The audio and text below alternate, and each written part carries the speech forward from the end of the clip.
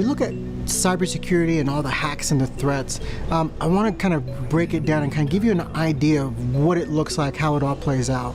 And so one of the live examples, this actually happened to a colleague of mine, and this is an example of what CEO fraud looks like. And so what happened was this CEO of a company, the company was getting big and they were doing a lot of things. They were starting to become a publicly traded, or working to become a publicly traded company.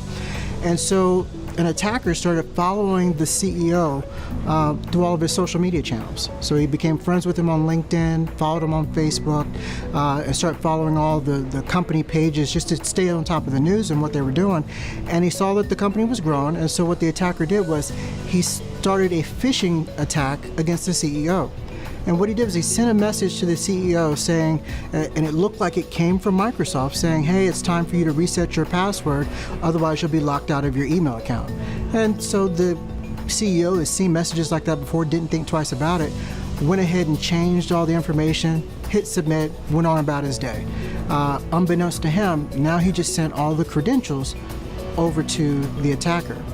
And what the attacker did was pretty smart. He didn't just pounce on it.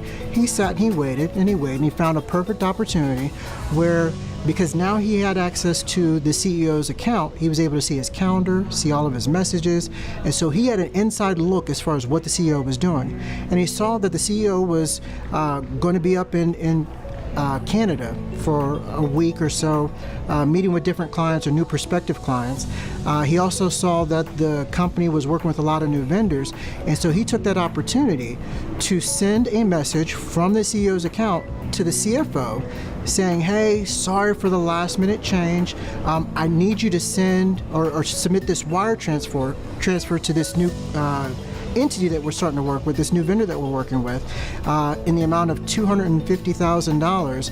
I need you to do it by 4 p.m. today, otherwise they're not going to be able to process our order and production will be back and behind and this, that, and the other. I'm getting ready to head into my meeting in Vancouver with the client that I had mentioned to you about, and so if you can take care of this for me as quickly as possible, I greatly appreciate it. You know, the CFO, understanding and knowing all this stuff to be true, he looked and saw that the message came from the CEO's mail account, didn't think twice and went ahead and executed the order.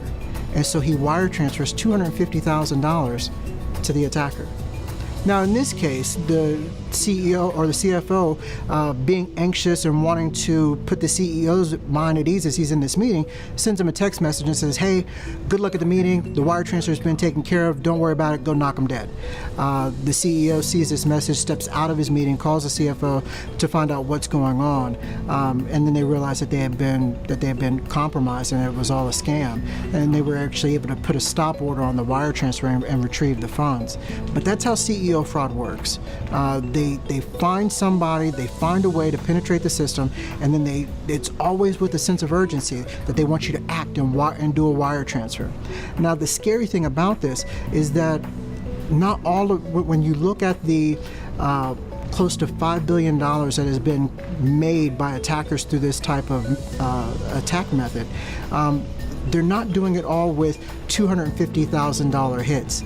The average attack is anywhere from $10,000 to $50,000.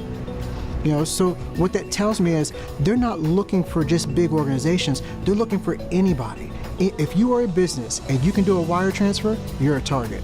And that's what you need to understand as a business owner, as a business entity, that you are a target to anybody. They're just looking for ways that they can capitalize. They don't care what industry you're in. They don't care what you do. It may not be important to you or may not seem important to you, but if they can get $1,000, $2,000, then it was a win for them. And so that's how CEO fraud works. And the best way to protect yourself from those types of things is by developing a human firewall practice and learning more and protecting yourself and understanding your vulnerabilities. EMB.com